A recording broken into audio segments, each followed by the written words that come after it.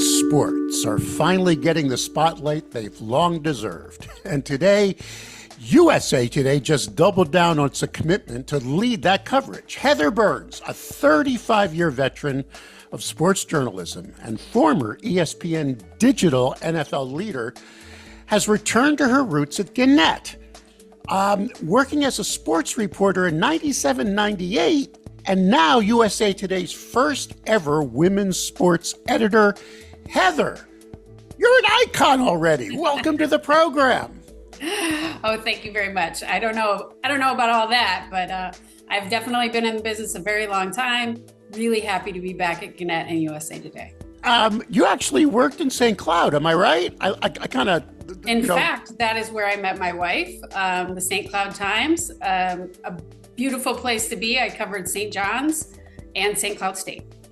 That was a client of mine for years when I was in my consulting days. I used to go there. That was a great city. Great city, except for in the winter when it would be just a little cold.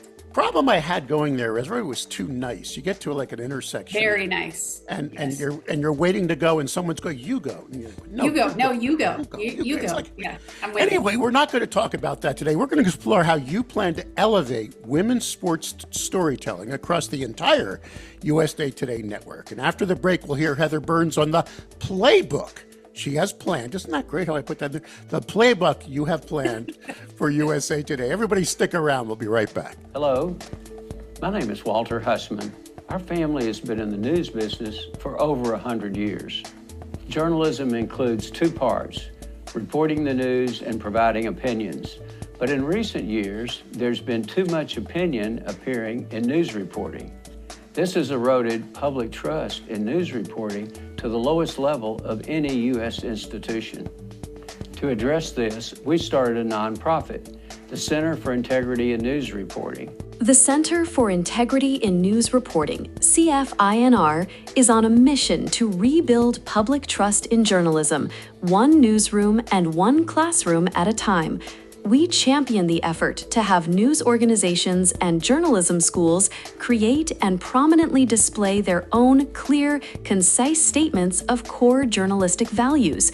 Learn more by visiting the Center for Integrity and News Reporting site at cfinr.org. Heather, this is a new role. Does it feel like a homecoming for you? I mean, we kind of played it up at the beginning. Do you feel like you're coming home now to Gannett? I do. I spent my first 15 years of my career in Gannett newspapers, started at the Iowa City Press Citizen, and then made my way through 4 more papers, plus a loanership at USA Today, which was a thing back in the day where they would bring in people from all of the local papers and have them work for 4 to 5 months at USA Today. Really enjoyed my time there. It had always been a dream to be full-time at USA Today. And so here we are, and doing something that I'm very passionate about. Now, you led ESPN's digital NFL team and working on ESPN. By no means am I disparaging where USA Today is, but are you bringing some skills there that maybe, or is there new stuff you're bringing in that you're pretty excited about? I hope so. We obviously, one of the things that I was a really big part of at ESPN was building our NFL Nation group, which is the 32 reporters who are on the ground in the 32 NFL cities, and doing that from the ground up. We started in 2012, and then eventually I worked my way up to being over the entire group. But what I think I bring is the idea that I understand a startup, I understand what you need to build something. And while we've been here all along at USA Today, we're putting more resources behind it, and we're trying to use all 220 of our newspapers to build our women's sports brand. I'm going to tell you a little story. I go to a conference every year for the International Newspaper Group in Indianapolis, and it's always at Gamebridge, the field house there. Yeah. For 3 or 4 years, it was Pacers. Last year, I go to this conference, and all I see is life-size photos hanging in the street of Caitlin Clark. Yeah. I could feel that people were going, is there another team in this town? I'm not sure. I mean, what's going on? This is an unprecedented moment for women's sport. Was this just naturally about to evolve, in your opinion, that so many people now are focused on this and watching more and investing more time and energy? So I believe that Caitlin Clark is a phenomenon on her own. Full disclosure, I did go to the University of Iowa. So I've been watching Caitlin's career since she was a freshman, but I believe there's also so many other women who have really changed the game. If you go from some of our women in like Megan Rapinoe and Sue Bird, some of our women in other sports across the board. But Indianapolis is a very interesting place in terms of, I was just there for the All-Star game, how much they've really bought in to the Fever with Caitlin, with the rest of her teammates. And it's just a really fun time to be a part of this. To say there was a buzz in the city a couple of weekends ago is an understatement. And it wasn't just about Caitlin. Obviously, she didn't even play in the game. It was about Nafisha Collier. It was about Gabby Williams. It was about Nneka Ogwumike. So, it's all of the women coming together and finally finding their footing and getting the ratings that I believe they've deserved all along. I have covered 4 Final Fours, women's Final Fours, and I've been to another 15 as a fan. And it has just built and built and built since 1993, which was my first one. All right, so let's get into the strategy there at USA Today. I was reading about this thing called Studio 9. Sure. Would you explain it to us and what it's all about and how you plan to do this?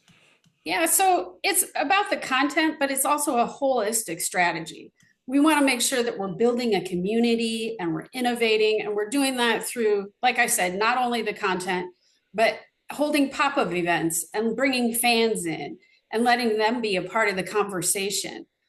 We also did an event while we were at the All-Star game with the Wasserman Collective and Ally Bank, where, we all sort of convalesced around this awesome event, and we're able to throw a party and talk about women's empowerment in athletics and across the board. And it was just a really interesting and innovative and fun event. It just has this really interesting vibe that I think only USA Today can bring right now in the market. All right. I love the USA Today network because it's local, yet it's national. Correct. And I live in Nashville. By the way, personal observation, we could support, I'm saying this to the world, we could support Major League Baseball here, guys. We're just south of Louisville. We could have a season here, but that's just personal. But anyway, so you got local staff, you got local editors, people covering local sports. How are you going to collaborate with the entire country in this vast network? I think that that's a great observation and really important. We have a beat writer in South Carolina for the Gamecocks. We have a beat writer in Tennessee for the Lady Vols. We have a beat writer in Iowa for the Hawkeyes, LSU, Oklahoma, where the Women's World Series is, in addition to the staffing that we're putting behind at USA Today. So, for example, again, to go back to the All-Star game, I spent some time with the sports editor from the Indy Times and their Fever reporter and just talked to them about their strategy and what they're doing and how we could pull her in to some of the things that we're thinking about. And, there's a lot of things going on in women's sports right now, including the CBA for the WNBA. And, bringing all of these resources together to do deeply reported stories is what we'd like to do. All right, so let's talk about you for a second, if you do not mind. I mean, you I talked can't about wait. how inspired you are now by all this growth, media attention, hopefully salaries. I mean, I saw the T-shirts. You know what I mean? But what challenges, if we may ask, keep you up at night still when it comes to women's sports and covering it? I think the biggest thing is making sure that we're covering women's sports the way that we're covering men's sports. So I think as someone who has come up through years and years and years of covering women's sports, many times in newsrooms, the first thing that got cut was women's sports. And now we're at a tipping point where I believe that the resources are going to be put behind it, but we've got to make sure that we stick with it, that we're very consistent, that we as I said, cover women's sports in the same way we cover men's sports. It can't always be, and this was a thing back in the day where it was like, well, we have to cheer for our women. If someone does something that isn't okay, we have to point that out. It can't always be cheerleading. It's also got to be good journalism with integrity. And that is what I want to bring, and just make sure that, like, as we know, the Lady Vols have struggled since Pat Summitt has been gone, right? So we can't write that they're not doing that. They are struggling. They are not the Lady Vols of old. So we just have to make sure that we're in front of those kinds of things, and that we're making sure that our reporters understand this isn't rah-rah. This is being honest with our fans about where their teams stand. Well, so let's shift that dialogue at the same question now. What kind of leadership do you feel you might be able to signal to the next generation of women who cover sports? I mean, let's stay on that journalism lane just for a second, where you got ink in your veins, right? You come through the days where the presses used to rumble like me on the floors. I mean, yeah. So now we're in a whole new era, and we're starting to see more women faces. We're starting to see more women reporters. You're going to be a major leader in that sector. What do you hope you inspire? I mean, already have been, in terms of when we started NFL Nation, we had one woman doing the reporting in our 32. Now we have 7. I made sure that we made a more diverse group as we went along. Women can do all of the things that men can do, and maybe some of the things that they can't, in terms of getting folks to talk to them about different things that they may feel more comfortable. So I think it's really holding women to the same, and not that we haven't always been, not only have we been held to the same standards, but maybe the standards are a little higher, let's be honest. So I think it's just setting the example, making sure that folks know that you are welcome in the space. Not only are you welcome, but you should take a leadership role in the space. You should speak up. You should make sure that your opinions are known, because we offer, I believe, something different in that we understand what women want in sports coverage, where men may, and it depends on the guy. I know this is painting with a broad brush a little bit, but they may want stats and games and whatever. And in my case, I really want to find out what makes a guy tick, or what makes the woman tick, right? So I think those are really fun stories to tell. And that's what I want to do here. Storytelling is at the heart of all we do in journalism, right? It's it. I mean, and I say this in the show so often. I'm on so many stages where people say, "What's the secret sauce for sustainability? What is it?" I always say, it all starts every time we have a media success in any sector. It's always someone started with a good story. Yeah, I mean, absolutely. it's back to the journalism. If you don't got that, don't start looking at top line revenue. Don't start looking at building audience around it. I mean, you got to have that. So yeah, you got that in your veins. But let's go back to sports for a second now. I mean, is there one woman's sports story of all the things you may think are being underplayed? I don't care if it's tiddlywinks or chess, but is there one woman's sports story do you think is being undercovered right now that you'd like to give a little bit more oomph or passion to? So I think there's a few things that I talked about when I put together a deck when we started this, when I started the process of going through trying to get this job. And I put several story ideas in there. But I think one of the things that I really want to get to is around how different all the WNBA franchises are. Like, you have the haves and the have-nots, and this is the first year that we've really seen the teams that are not investing in their facilities, that are not investing in making sure that their players, I mean, to the littlest things, are fed on time, etc.